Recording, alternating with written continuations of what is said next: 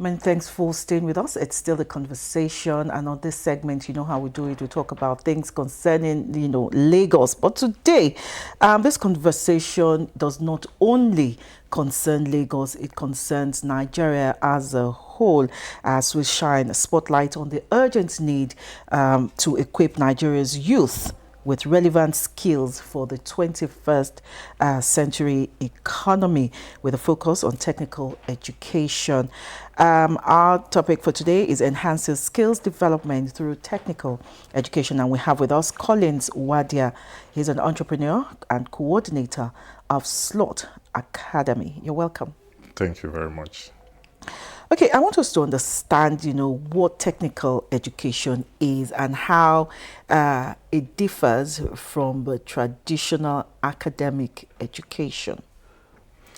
Okay, so for me, I think one of the big problems we have is being able to define it clearly. Okay. Because I remember I happen to be a product of Lagos State Technical Education, and I remembered very well that was like, if I'm not mistaken, about 20 years ago. And when the idea came up that, it seems this young man is very skillful, why not send it to technical school so that he can improve on the things he already know? My parents were like, no, we don't want to have a son who will be a radionic, and all of that. So they see it as something that is not... That's another conversation we will come to later. So being able to define it for parents to understand the difference, that if you go to regular school, you may not be privileged to have a hand-on practical experience is what makes it different. So sometimes they see it as not good enough. But again, that is the direction the world is heading. So either we embrace it or we lose out. Okay, let me pick it up from the point you raised with your parents. Now, it's a general notion that those who go to technical schools are those that cannot do well in the traditional school setting. And that is a misconception. So I'd like you to also address some other misconceptions about technical or vocational training. Okay, so another thing again I noticed over the years is that it looks like it's a school for the less privileged people in the society. And again, in my view, I think the government is also not doing enough to create awareness, to let the people see the benefits, because I think going to technical school was one of the best things that has happened to me over the years. I have worked with technical school certificates for quite some time, and I don't think I've been treated less. And I've worked with multinational companies. In fact, there was at a point I had to resume outside the country. It was with technical school certificates. Okay. And today I'm still doing well. Okay, you said you raised a very important point now that the government is not doing enough. But here in Lagos, just along Agidingbe Road, we have this last verb there, and I won't agree with you on that point. Or you have other reasons why you think government should do more concerning that area. So maybe the way I put it was wrong. I'm part of LASVEB actually. Okay. Over the years, I've done several projects with LASVEB, and the relationship is quite beneficial for all the parties involved. However, I think the government needs to do more.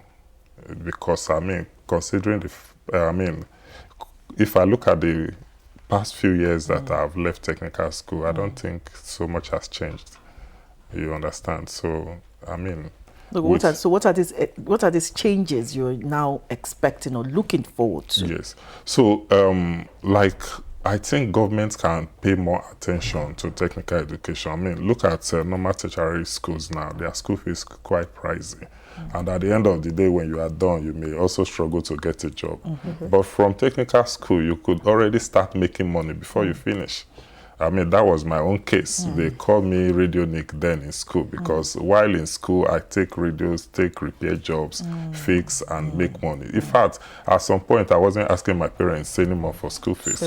I was taking care of it myself. I think those are the reasons why I feel that government should look into that direction. Okay, from my observation, sorry, Joy, I think the separation itself is a problem.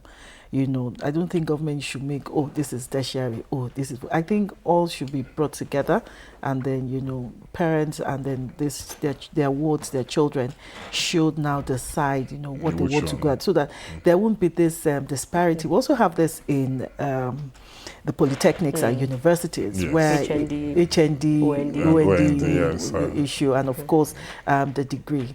I think those are areas where government should be looking at. If you put it that way, it's fine. But again, for technical school, they catch them young.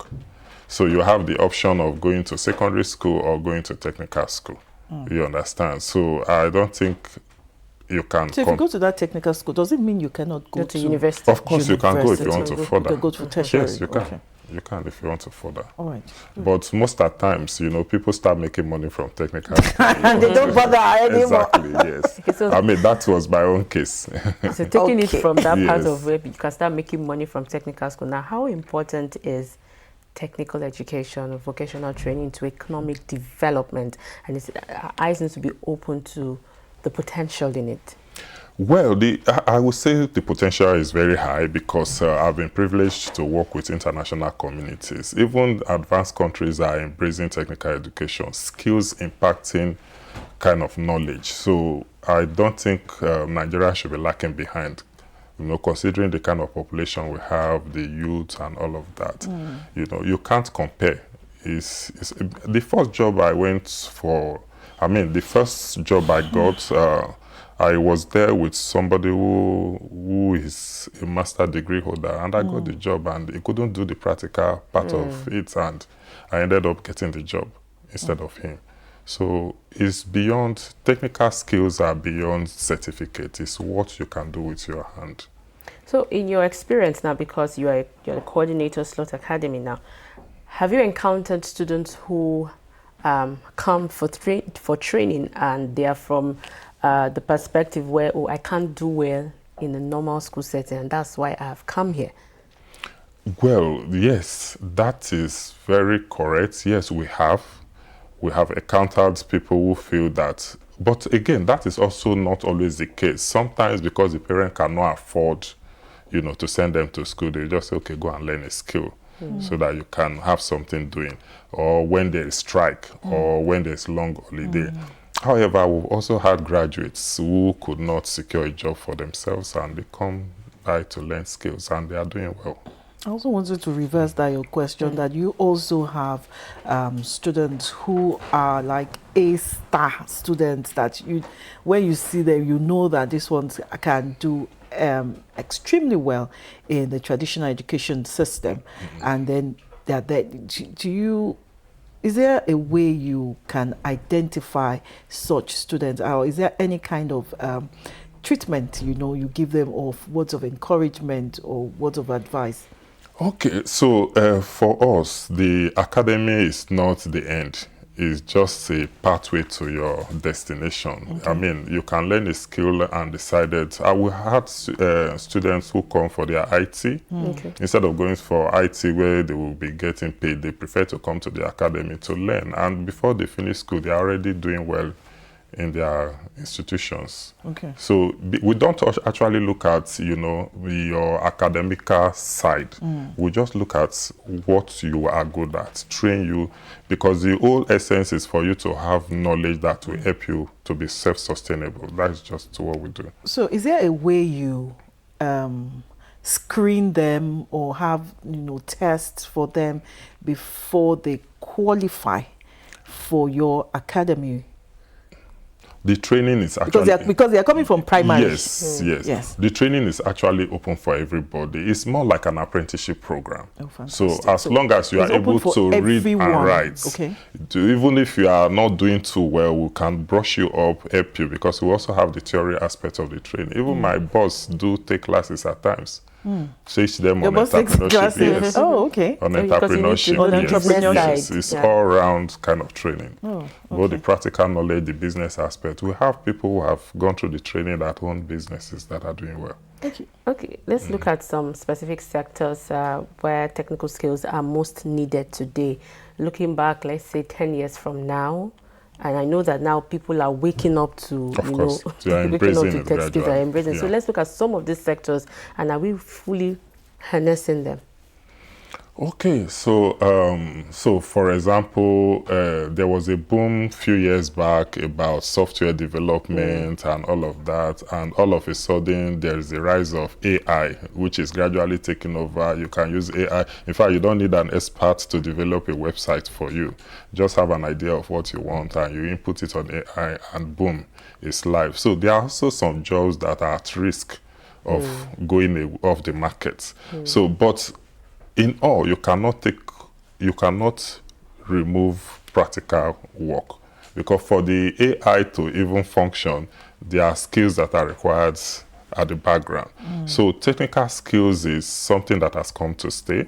So for me, the earlier we embrace it, the better.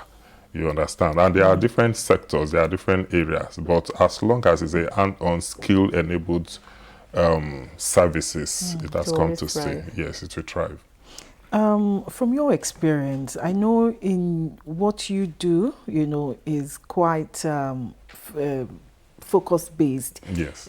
Okay, so from your experience, even dealing with those your students, what are the skills, they are mostly, attracted to learning?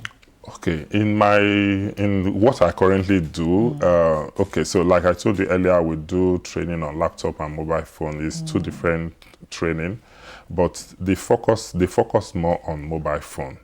The reason being that the return rate of mobile phone is quite higher than laptop. I'm sure most of you have laptop, and in the past 1 year, you may not have any reason to repair them, but you can be stepping out and your phone drops broken screen. And because of how mobile phones has become part of us, you can hardly stay a day without having a functional mobile phone, and you'll be in a hurry. I need to have this fix, I need to have this fix. So the business aspect is very large on the part of mobile phone, why we have a very few needs and needs for laptops. So they focus more on mobile phone. In my class, we can have 80 people or 90 people for mobile phone, and you just see 10 people interested in laptops. So can they do both? Of course, you can do both if you can cope.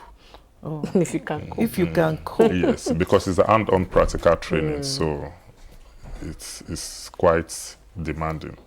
Okay, let's look at our education structure now. I'm still going back to that notion of those who go to technical schools are those that cannot do well. That's the Uludus in quote. Now, if you look at our education structure, do you think it really supports technical training? Do you think that vocational skills should be what's the word now? Incorporated in the curriculum? I know that we used to have the intro tech.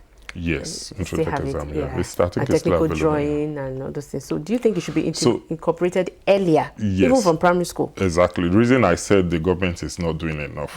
In fact, those are part of the reason. I think, like I said, it's about catching them young. I have a son who is about 12 years old. If he takes, what do they call it, Lego, he constructs, make different characters, animation kind of things, build different things. And, my wife will be shouting, "Stop that, you are messing up the house." I will say, "No, leave him. Let him do whatever he likes." Because that is the kind of opportunity I had while growing up. Unfortunately or fortunately, I was brought up in the village that didn't have electricity. So what I usually do is cut bamboo stick, fix batteries, and put a light bulb and use it to make torchlights for those elderly people in the village. But imagine if I was stopped at that earlier stage, I was coming up with those things. That would have maybe had a negative impact in my interest in electronics. So, but if you catch them young, you can be able to understand and tell which direction they want. Like me, I don't believe that as a parent you have to dictate to your kids what they should become. You just guide and help them, make the right decision. That's all. There are countries who catch them young. I see videos of most especially in China. Yes. You see small children, and they are making things with their hands. Making cake, baking, developing AI, machine learning, and all of that. Yes, if we can do that in Nigeria, why so what not? are the lessons that our government can learn from these countries? Unfortunately, they are saying it, but implementation is the issue. If they can implement this, things like this, I mean, we'll catch up. No, we are still very behind. Also, we're still talking about advanced countries. We still also have parents who still, when I say Nigerian parents, let me be specific, Nigerian parents abroad who still, frown at their children going for apprenticeship instead of going to university or even doing A-levels. So we cannot say, they are not exposed enough. I think that certificate, that academic, traditional academic education system is still, imbibed in us so much that we cannot, see our children we look down, not going to university or even polytechnics now, which is, just not so widely accepted, but still. What does this say about, Nigerians themselves? Yes. And how do we change the narrative? I think that is a culture thing. It's a cultural thing, and we can change that. Or with what we are doing now, I'm sure we have parents watching us. Thing. Yes, I mean, this is not my first time of coming here. There was a time I came here and I got a lot of phone calls. I think at the end of the program we we released my number on the show. So things like this is what informed the changes that we are all looking to see. Going to technical school or doing apprenticeship does not stop you from going further, but it will help you and make it easy for you, because I mean, the burden of having your parents, shoulder out the responsibility. For example, I already have 4 kids, so imagine sending all of them to university at the same time. You can imagine what the cost would be. But if I train them to learn a skill or acquire a skill that can help them to also support themselves by themselves, it makes it easy. So I think parents now need to start looking at it from that direction. That way it becomes easy for everybody, including the government. You mentioned culture, which is very, very important. And this brings me to female inclusion, in technical skills. So I'd like you to talk about some of the challenges, the female gender face in attracting technical and vocational skills. I think that is changing. That is already changing. Gradually. Yes, it's changing gradually. We had a series of projects with German governments a while back. Part of the conditions is that we must strike a balance in recruiting the beneficiaries. We must strike a gender balance. And again, for me, it's all about what you can do. I remember when I got my first international job, I was feeling like a star, like, I worked with some of the biggest brands, so it's not going to be difficult, and all of that. And when I got there, the head of the service center was a lady, And when they gave me some jobs, and your shoulders dropped. When they gave me some jobs to do, while I was struggling with it, she was done with the ones on her table, and I was looking at her like, what? In fact, I had to submit myself to learning, because that was something very different from what I was used to over here. So I mean, that is changing actually. We've seen, so in my academy we have a lot of female learning how to use phones and laptops. Okay, but that's talking about Lagos as in the city of this and the center.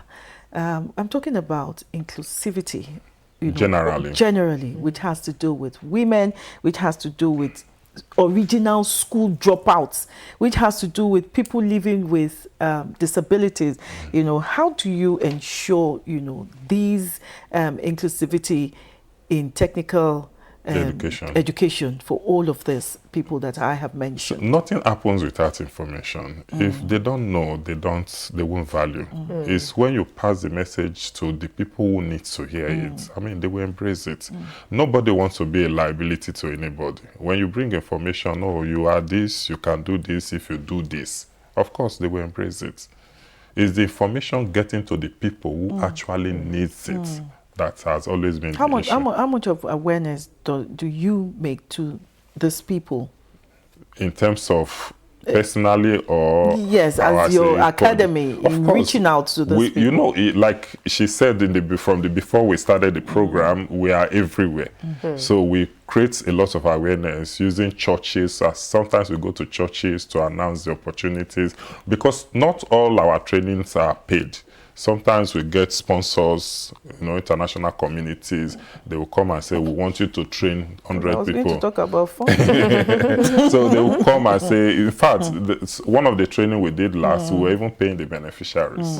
We were supporting them with transport. So they come and say, okay, we need you to train 100 people. We are going to do this for them, equip them at the end of the day. We take the information to the places where it is needed. Okay, so if you were going to suggest policies or reforms now on how to position technical education to become on the forefront, like you see it as picking the first choice of university that's going for technical education, especially in the eyes of the youth, because I've had a case of a boy who his aunt wanted him to go to technical school. Yeah. And the mother was like, no, my son cannot go to technical school because of that notion. Yes, but I just felt that failures. if the boy himself knows and he's very good with working with his hands. So if he knows the benefit, he could stand up to his mom and say, Mom, I really want to do this. So also, we have talked about the government, we have talked about parents, the youth themselves. Do they see this as important? Well, from experience, I think they are beginning to see that.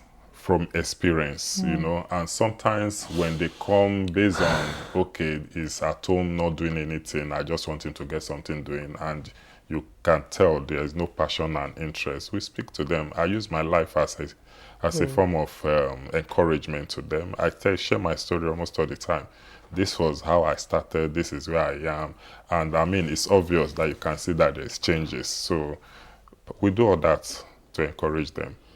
Okay, I want you to talk about the relationship. I want you to talk more about it. You've talked about it briefly, but I want you to talk extensively about the relationship between technical education or technical skills and, of course, entrepreneurship.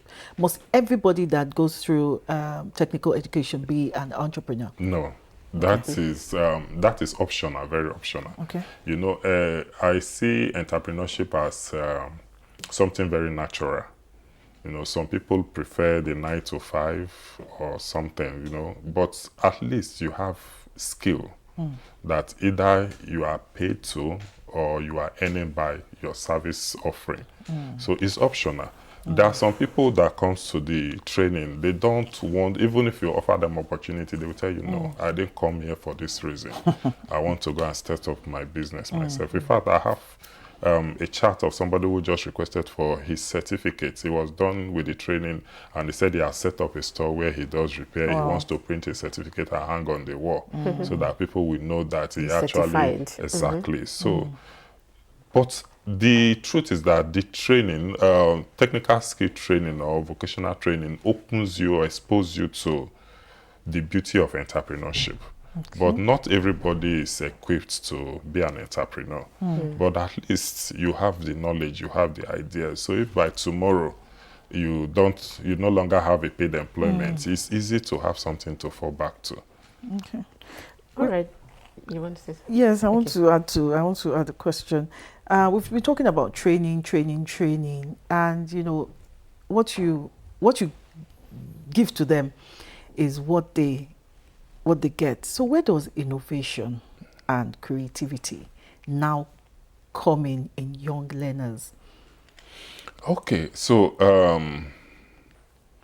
I would say there's nothing you want to learn that is not available online. Okay. And as you all know, technology is changing every day. So first, if you have the passion to learn, the informations are there.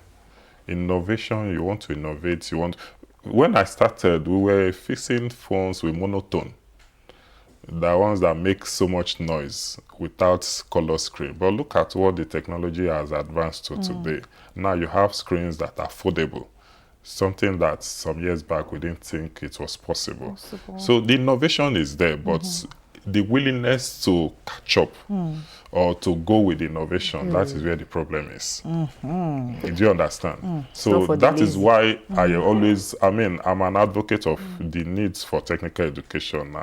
I've been here several times. Those are the things we can do to encourage people to embrace technical education. You know, whether we like it or not, there is still a gap in the technical skills sector. Now, what should be the role of the government and even industries who deal with, you know, technical jobs? What should be their role in bridging that skill gap? So, for me, I think the government should do more in fostering collaborations between them and the private organizations. I mean, we can see the difference. The private entities don't wait for government before they do the things they do. But if government can do more to foster collaboration in equipping these young people, I mean, it will go a long way. Okay, so just before we go, what message would you have for a young man or a young person, you know, who still believes that technical education, who is unsure if technical education is for them? It's right And for the them. parents that still have that notion. So it's quite simple. I'm a living example of what benefits you can get from technical education. You know, we know how tough it is economically, globally at the moment. I have family that I'm taking care of. I mean, we are not up there, but at least we are fine. For me, as long as you can provide for your family, you can provide for yourself, you are not constituting nuisance to the public, I mean, it's okay. So, technical education is good. So you're saying technical education is for everyone? It's for everyone, actually.